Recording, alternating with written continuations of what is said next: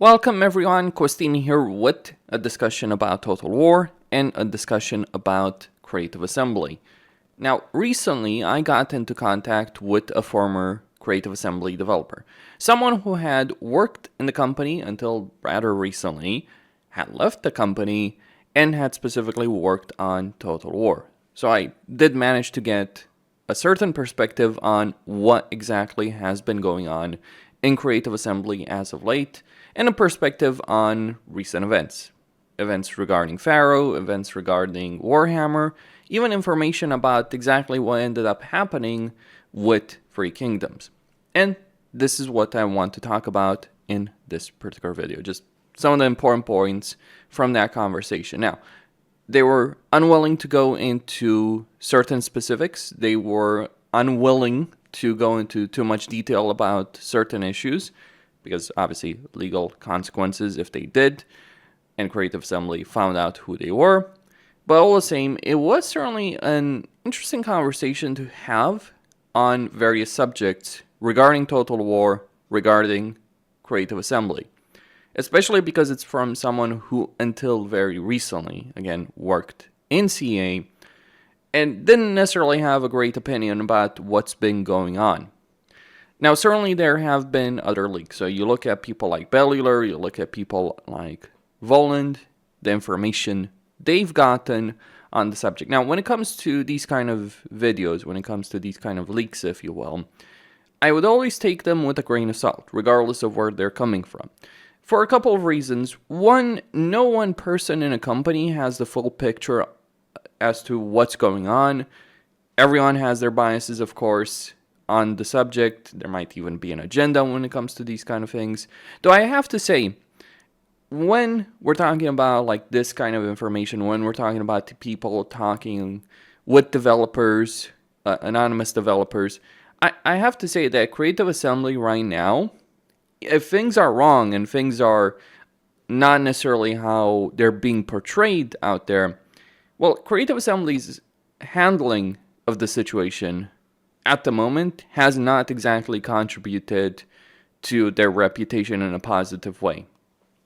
The DMCA against Voland, the defamation claim, the banning of people and threads, the closing of threads on Steam, the statement CA has made. I think Creative Assembly really needs to get a handle on the situation in a much better fashion. But regardless, let me go into the details.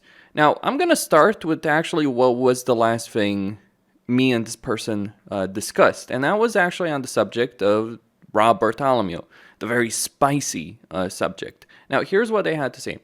I sadly am not at liberty to speak on the situation of Bartholomew being fired or not, because I did specifically ask, well, are the rumors true?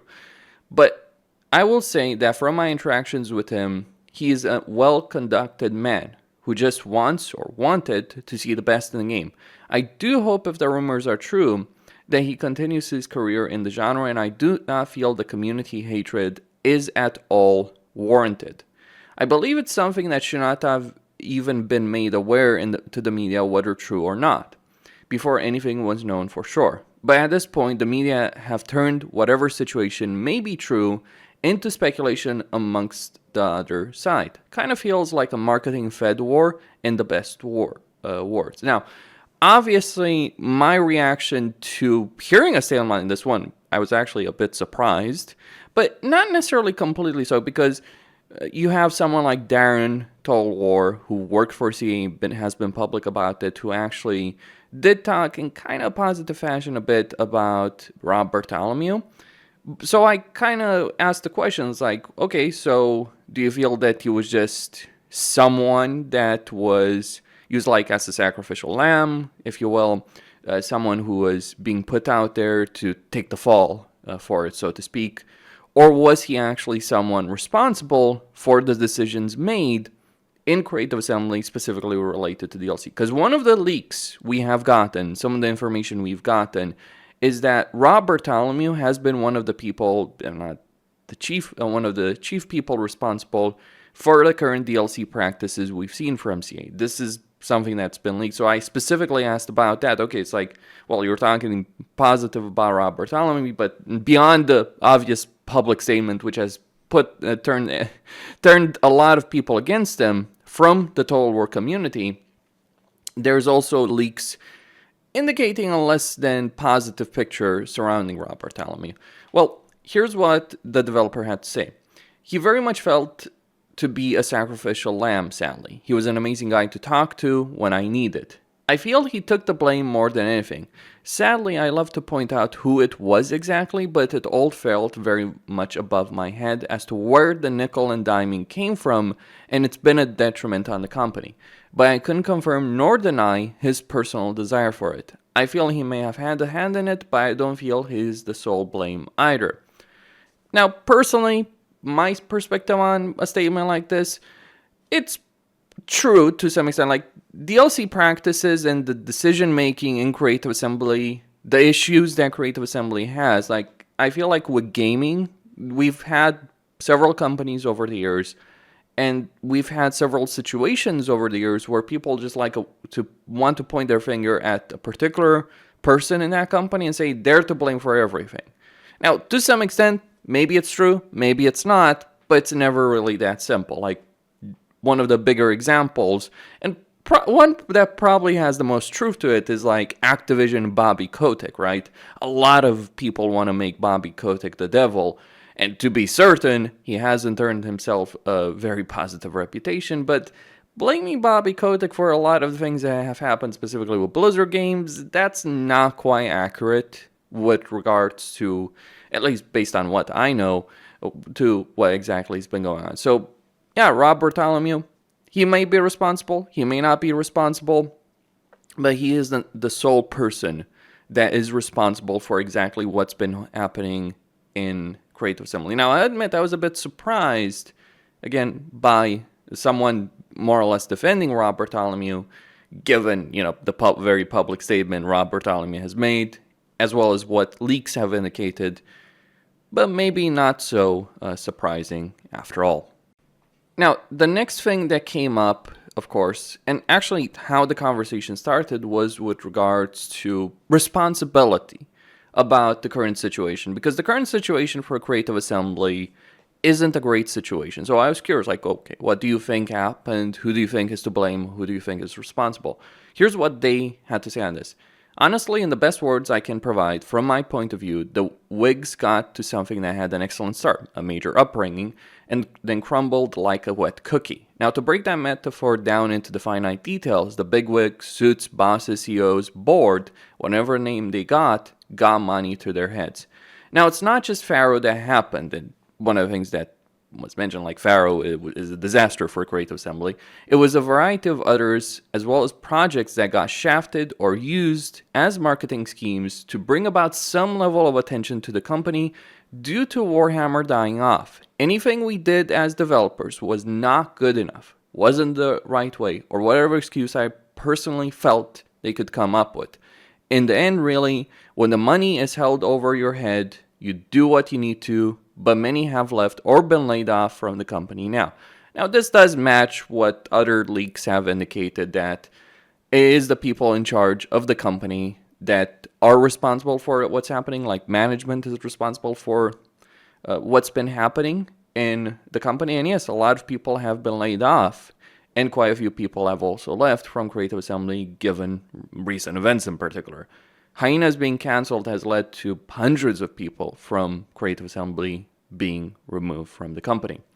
And to really sum it up, in the end, money got to the board, which in turn affected our output or anything that they would have considered their vision into LDR in my first reply.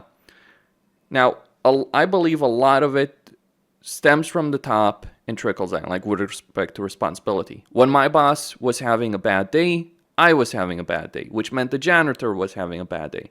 The only ones that never had a bad day were upper management and owners. Incompetent developers could have played their part in it, because I specifically asked, like, do you think it's just management? Do you think it's developers? Like, on the issue of responsibility.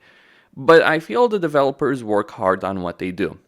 It's somewhere in every company in the end. a lot of what I feel about the failure of Pharaoh, to be specific, and other projects started at the top and met the marketing department, which in the end shits on all of us.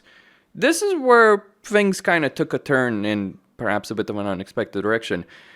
The person I was talking to did not hold a great perspective about the marketing department in Creative Assembly. Now, they're not the only one who have said these kind of things when we're talking about leaks, but they continued, marketing holds more sway than the owners. It feels sometimes and can be problematic. If they feel they can't sell it at certain numbers, they don't care for it and will most likely get the project scrapped in the end. Something that shouldn't happen in a company of that size or status, in my opinion. Now, what I asked in return for this is like, do you think the marketing department actually plays the game? Now, the reason I asked this is because Darren Total War made a Reddit post rather recently that basically said a lot of people in marketing don't actually play the game. They don't know it, they don't play it, they make decisions, bad decisions, based on that. Like, they don't understand what they're talking about, they don't understand the game or the games that they're working on, the games that they have a significant amount of decision making with respect to. So to go to Darren of Total War's post on Reddit, he said the following specifically, that he frequently disagreed with them about their approach to marketing Total War, and they didn't play the game at all except maybe one other person, so it caused frequent friction in meetings. That's what Darren had to say on the subject, and he's someone who's been very public about his perspective on Creative Assembly. So this does match what Darren said, and I was curious like what this former developer I was talking to had to say on this subject, really. Basically, marketing has a lot of power, a lot of sway over the kind of decisions that are made in CA, and yet many people in marketing, based on what Darren's saying, based on what the developer is saying, it's like they don't necessarily actually play the games themselves. Now, here's what the developer I was talking to had to say in a follow-up. I don't feel they do. I never interacted with the marketing much, and when I did, it was usually on sour note. If they played the game or even game themselves, they would see the changes that need to be made. But it feels heavily implied that we are the ones who are meant to know these things. Which to some extent, yes, we do. Most of the job shouldn't be on our shoulders. I'm finding these things frequently within companies nowadays. So it's not even just a question of Creative Assembly. Like marketing having a lot of power, but not being gamers, not understanding games, the decisions that need to be made, is kind of a problem, especially considering everything. Like, and this is something I felt for a very long time personally with respect with CA, or something in a perspective I developed specifically this year, that a lot of the decisions made by Creative Assembly are not necessarily made by people who really understand how to play these games. Now, who within a company was responsible for this decision, I didn't know, right? There's an answer if you want to believe it or not. That's a different discussion. I then asked about the subject of Free Kingdoms, why it had failed as a title. The answer I got was, honestly, oversaturation was a huge cause. At the time of release, there was a world of other Free Kingdoms games, and Dynasty Warriors was still going strong, alongside the romance of Free Kingdoms. So basically, Creative Assembly struggled with the competition that they had. Something that probably isn't necessarily too surprising for them, considering the fact that for Total War, they haven't really had any kind of real competition. But hey, if they had competition with Free Kingdoms, specifically a game focused on the Free Kingdoms period, because there were other games, different games to be sure, but if they were struggling because of that, I guess it makes sense. And finally, we get to the conclusion, if you will, of all of this, where I asked specifically with respect to what lies ahead for Creative Assembly, what lies ahead after the failures of Hyenas, Pharaoh, what's going to happen with Warhammer. In particular, like, will Creative Assembly fix Total War Warhammer 3, or will they not bother? The answer I got was this. I personally don't feel Creative Assembly will ever have the reputation back that they had in, say, the mid-2000s. They have returned their will, they just need someone to really jam the coffin closed on them. They were prepared for the failure and had a pre-surgically implemented plan on how to handle it. It wasn't easy, developers failed their job. This is specifically with regards to hyenas for them. Since more than 50% of the community doesn't listen to the developers, but instead listens to our bosses. It's been a detriment to the community as a whole, and those are the people that need to be ignored. I personally don't feel Warhammer, moving on to that, can truly be fixed. They messed up with it horribly. It's barely holding on by a string, and this is seen by the sudden mass and fall of numbers whenever a new DLC comes out. Nothing changes, nothing is new or pops out. Warhammer is a money gouge. And that was something I was asking about, like, is Creative Assembly interested in fixing things, or are they just looking at Total War Warhammer 3 specifically to try and, gouge us for as much money as possible, to make as much money as possible? It's not exactly an encouraging statement, really, if you're a fan of Warhammer 3, which, for all the criticism I make on the subject of Warhammer 3, I actually do think, I'm going to say it, I think it's probably the best Total War game we've had in a very, very long time, for a variety of reasons. I would even dare say it's probably the best game since Medieval 2, if not the best game since Shogun 2. That's where I stand on it. Don't get me wrong, games like Three Kingdoms, Troy, etc., they have had their moments, but when I think about, like, Rome 2, Empire, things like Empire, Rome 2, Attila, I don't have a great opinion of those games to this day. I understand some people do, but that's where I stand on the subject. I mention it because obviously this is a fairly disheartening thing to hear as a Total War Warhammer fan. They continued, does any of this mean I wish to see the company fail? By no means at all. I would love for those good times to come back, when companies could be trusted, but it will be a long time in the failure of the market before we see the old ways come back in the industry. Well, I certainly think they're more optimistic than I am about the state of the gaming industry, considering how things have been developing over the last couple of years. But they continue, and the point here that I was asking about is with regards to how developers are building systems in the game and campaigns, because when I play a campaign in Total War, specifically Total War Warhammer, but other games as well, it feels like the way Creative Assembly kind of wants you to play the campaign is like on a slower pace, but any kind of competent player, and I've said this before, I'll say it again here, and this was really the point of the question, like any kind of competent player will play a campaign in Total War very aggressively. It's the best play style, be aggressive, take a lot of territory, push for it, and it just feels like it works very well for a campaign. Here's their reply. Most game systems look to be set for lingering playthroughs, but they're never truly implemented. Many other companies have done the endgame better than CA. They have nailed the endgame with their engines, but sadly the CA system just doesn't feel refined for it, and this is instead more like Age of Empires on a semi-larger scale. True grand strategy, I think, really lies in the long game, and Total War just doesn't handle that as well as it should. My perspective on this, I would say an Age of Empires multiplayer match, when you've got a massive team, can actually have a better endgame, quote-unquote, than what we're currently seeing in Total War. Basically, any kind of experienced player will tell you that if you're playing a campaign, this is where I stand on this issue at least, if you're playing a campaign, the most important portion of that campaign is within the first 30, 40, let's say all the way up to 60 turns. Everything after that can be a grind, can be boring, can be very, very tedious. It's not necessarily very fun. Well, the problem is CA just doesn't handle it. They might be looking to handle it, but they never do that properly. And the developer concludes, the former dev concludes, it shows on that scale as well when the marketing team pushes for short, aggressive playthroughs, as seen in various videos. I think a huge problem came up with Warhammer as well.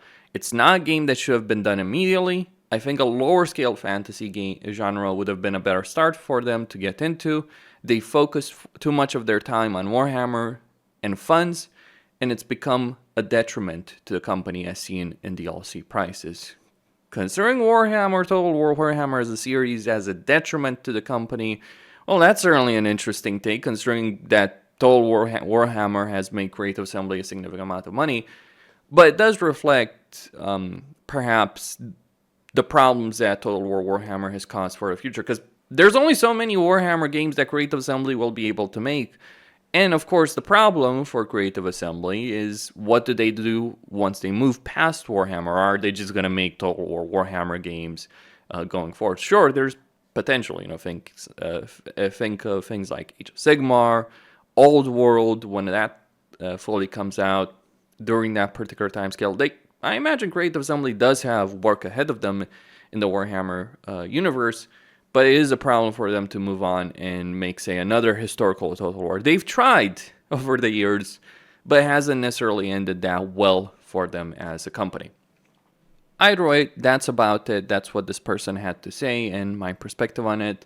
Of course, there would have been plenty of other questions I would have liked to ask, specifically with regards to Warhammer 3, like, hey, who's the person who decided to make the auto-resolve system the way it is in Warhammer 3, in particular with regards to settlement battles and how even a basic garrison can inflict enormous losses on your army, on a proper army, how sieges have ended up worse from Warhammer 2 going in Warhammer 3, where they should have, fixed them.